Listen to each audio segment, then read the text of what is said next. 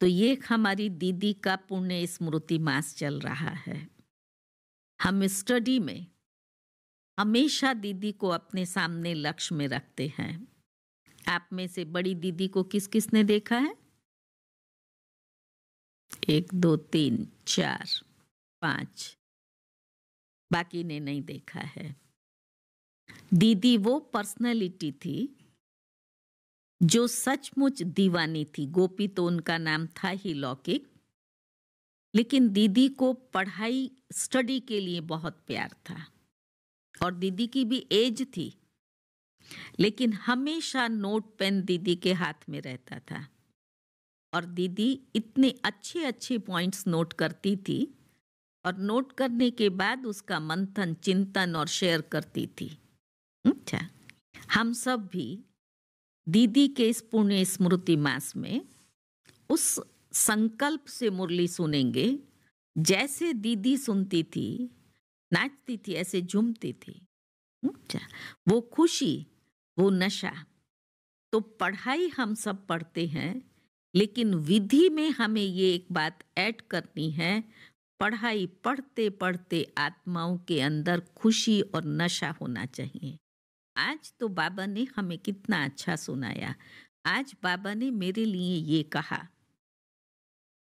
तो मुरली सुनने की ये एक विधि रही।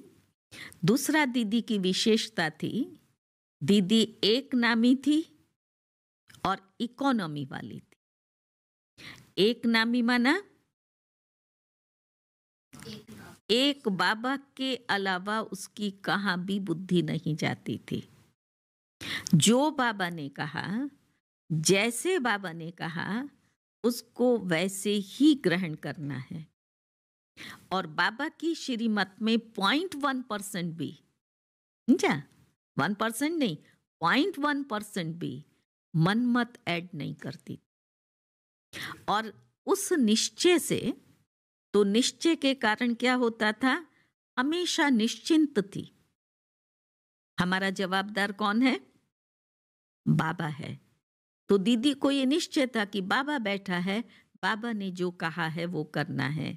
एक बार बाबा ऐसे मुरली चला रहे थे क्लास में, और मुरली चलाते चलाते बाबा ने कहा, बच्ची गेट के बाहर चले जाओ, गेट आउट। दीदी कुछ भी बोले बिना या सोचे बिना खड़ी हुई और गेट के बाहर चली गई। बाहर जाकर के एक पत्थर पर बैठ गई, बैठी रही। थोड़े समय के बाद में बाबा, काफी टाइम के बाद मुरली पूरी हुई, उसके बाद बच्चों को मिला, फिर बाहर बाबा चक्कर लगाने निकला। तो बड़े आराम से दीदी एक पत्थर पर बाबा की याद में बैठी हुई थी। दीदी ने उसको उठाया, बाबा ने दीदी को उठाया और कहा, चलो बच्ची। फिर बाबा ने दीदी को पूछा कि बच्ची क्या संकल्प चला? अच्छा, दीदी ने कहा कोई संकल्प नहीं।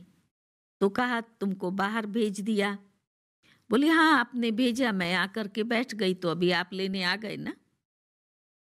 ये सोचने की बात है, हमारे निश्चय की कसौटी।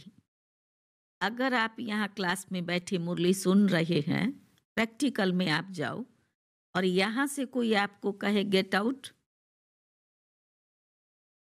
कैसा लगेगा आपको? दूसरे दिन आएंगे ही नहीं। सबसे पहले तो सबके बीच में मेरा इंसल्ट कर दिया और मुझे गेट आउट कर दिया, तो मैं क्यों जाऊं? लेकिन दीदी की स्थिति क्या थी? बाबा ने कहा है और बाबा ने कहा, मैं आ गई। कोई संकल्प नहीं चलाया, मेरा क्या होगा, मुझे क्यों कहा, मुझे क्यों भेज दिया।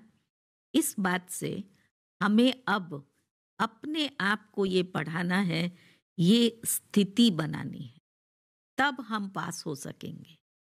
ऐसे हम रोज आ रहे हैं, मुरली पढ़ रहे हैं, अच्छा हमारा पुरुषार्थ चल रहा है, लेकिन सूक्ष्म में जो कमजोरी है, उस कमजोरी को खत्म करना है। इसको कहते हैं संपूर्ण निश्चय बुद्धि, और निश्चय बुद्धि विजयंती होते हैं। तो अगर इस प्रकार का कोई पेपर हमारे सामने आता है, हमारे मीन्स अभी हमें कोई ये नहीं कहेगा गेट आउट, लेकिन किसी भी रीति का पेपर आए उसमें हम पास हो जाएं। अच्छा, वो अपने आप को पढ़ाना है जैसे दीदी ने किया। तो दीदी को एक बाबा में संपूर्ण निश्चय था। इसको कहते हैं एक बल एक भरोसा, तो पास हो गए। दूसरा, संकल्प और स्वप्न में भी कभी दीदी को लौकिक ने नहीं खींचा, क्योंकि दीदी लौकिक में बहुत संपन्न परिवार की थी, एकदम संपन्न परिवार था।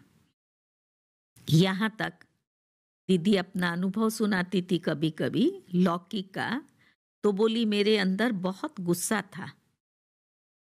एक बार दीदी ने पानी का ग्लास आया से मांगा, जो सर्वेंट थी, और उसने 5 मिनट के बाद ला करके दिया, तो दीदी ने वो पानी का ग्लास उसके ऊपर फेंका। तुमने 5 मिनट लेट क्यों ला करके दिया? ऐसे सुखी संपन्न परिवार में पली हुई आत्मा, लेकिन जब बाबा के घर में आई, बाबा की बनी, तब अपने संपूर्ण संस्कारों में परिवर्तन किया। संपन्न होते हुए भी जो बाबा ने कराया, जैसे कराया, उस लौकिक हद के बंधनों को भूल गई। हम अभी लौकिक हद के बंधनों को भूले जरूर हैं। भूले नहीं होते तो यहां बैठे होते नहीं, भूले तो हैं, लेकिन जैसे दीदी ने बंधनों को काट दिया, हमने अभी अपने बंधनों को काटा नहीं है। सूक्ष्म बंधन अभी बंधे हुए हैं। लेस्टर निवासी क्या समझते हैं? हम बंधनों को काट दिया है, काट रहे हैं? काट दिया या काट रहे हैं?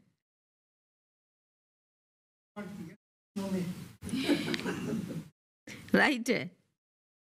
और फेल कौन करता है? हाथी किससे मरता है? समझे? चींटी से। उस चींटी पर हमें ध्यान रखना है। इतनी मेहनत के बाद भी कोई एक छोटी सी चींटी अथवा कमजोरी का संस्कार मुझ आत्मा को फेल ना करते।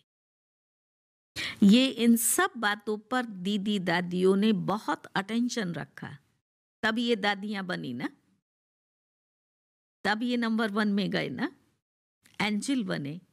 हम सबको उनके आदर्शों पर चलते हुए अपने आप को इतना श्रेष्ठ स्थिति तक ले जाना है। तो ये जो विशेषता थी एक नामी की, हर कर्म में दीदी ने एक बाबा के अलावा किसी को नहीं देखा, तब नंबर 1 बनी। दूसरा, इकोनॉमी में यज्ञ को इतना इकोनॉमी से चलाया, जो आज ये यज्ञ संपन्नता की तरफ बढ़ा है। उन आत्माओं का वो तप का बल है, उन आत्माओं की वो शक्ति जिस तप का फल हम आप सब खा रहे हैं। हमने कोई त्याग किया? दीदी दादियों की भेंट में अगर देखें तो, और एक एक चीज की वैल्यू रखी, यज्ञ की, छोटे से छोटी चीज की। दादी जान की कहती थी, मेरा 4 आने का रुमाल होगा ना, मुझे उसकी भी इतनी ही वैल्यू है, जो 1000 रुपए की चीज गुम हो जाए तो मुझे संकल्प चले। समान, हमारी महंगी चीज जाएंगी तो चिंता होगी, उसकी याद आएंगी। रुमाल गुम हुआ, कोई बात नहीं, दूसरा मिल जाएगा। हर चीज को बड़ा इकोनॉमी से दीदी ने चलाया, तब ये यज्ञ संपन्नता की तरफ गया। तो वो थी पतिव्रता और पिताव्रता। बड़ी दीदी को बोलते थे, ये दीदी हमारी पतिव्रता भी है तो पिताव्रता भी है। पिता की हर आज्ञा का पालन करना।